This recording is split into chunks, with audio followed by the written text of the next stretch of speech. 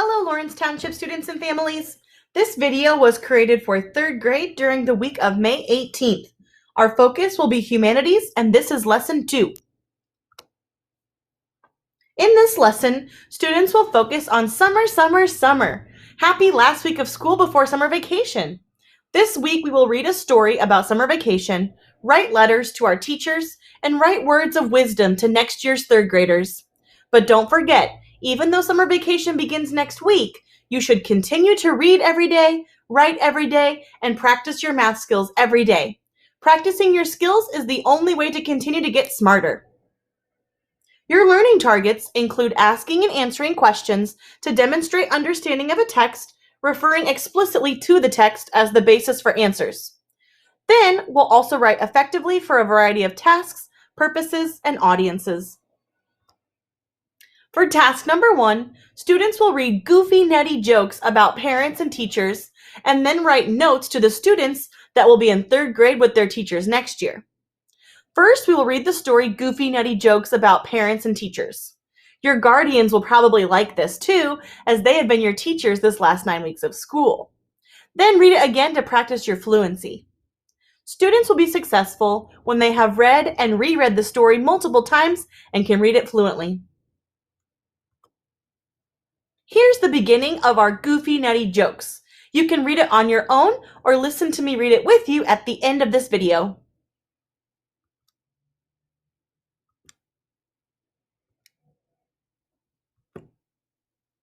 It looks like so much fun.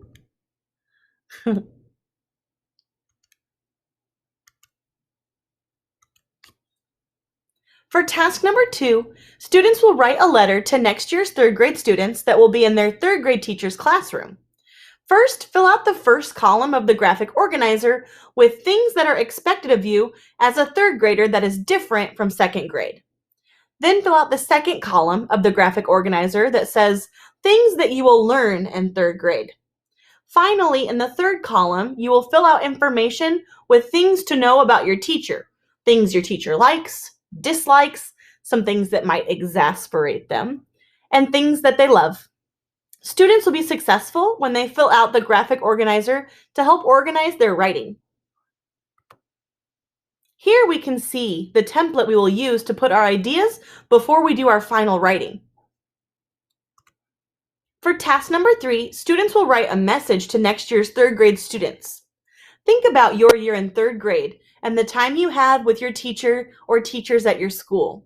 What advice would you give to the 2nd graders who will be in 3rd grade next year? What does your teacher like? What does your teacher dislike? What fun things will you do? What did you learn in 3rd grade? What drives your teacher crazy? What was the best thing about 3rd grade? Write a 5 to 7 sentence paragraph telling us about this time. Be sure to include an introductory sentence, good capitalization and punctuation. Also, be sure to spell 3rd grade level words correctly. Students will be successful when they can write a good 3rd grade paragraph with advice to next year's 3rd grade students. Here we can see our prompt again to make sure that we're answering each part of the question. And then when we're finished, go back and proofread our writing to make sure that we have proper capitalization, punctuation, and spelling.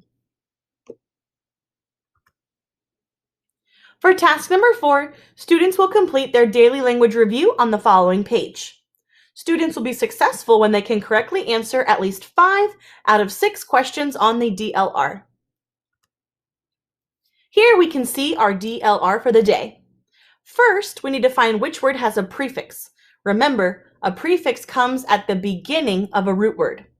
In box number 2, which of those 3 words comes first in alphabetical order?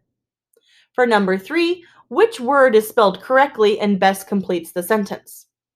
In number 4, once again, we're finding the adverb in the sentence, Cruz answered all the questions correctly.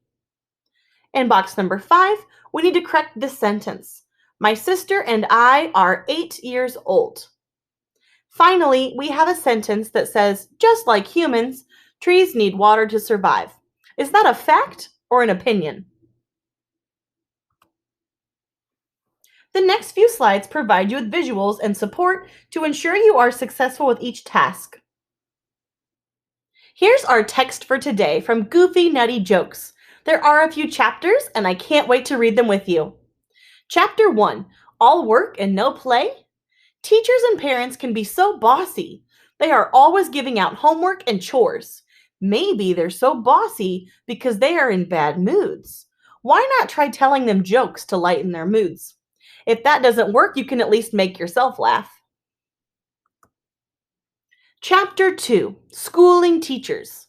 What do you call a teacher who only farts after students go home? A private tutor. Get it? Why did the school fire Spider-Man from teaching computer class? Because he kept trying to make a world wide web. Why didn't the classroom have chairs? Because the teacher told her students to take their seats. And then here's a fun fact in the corner. Adults pass gas about 15 times a day. Ooh. Why did the teacher turn on the lights? Because his class was so dim. Oh, poor class. The teacher said, "Didn't I tell you to stand at the end of the line?" The student said, "You did, but somebody was already there." Why did the teacher wear sunglasses? His students were so bright. Fun fact, the number pi is usually shortened to 3.14. Pi Day is on the 14th day of March, the third month. What do math teachers eat for dessert? Pie. The teacher says, "Craig, you know you can't sleep in my class." And Craig said, "Maybe if you weren't so loud, I could." How do science teachers keep their breath fresh? They use experiments. Why do clowns make such bad teachers? They can't stop goofing around. What do librarians use to go fishing? Bookworms. A student said, "I don't think I deserve a 0 on this test." The teacher says, "I agree, but that's the lowest score I could give you."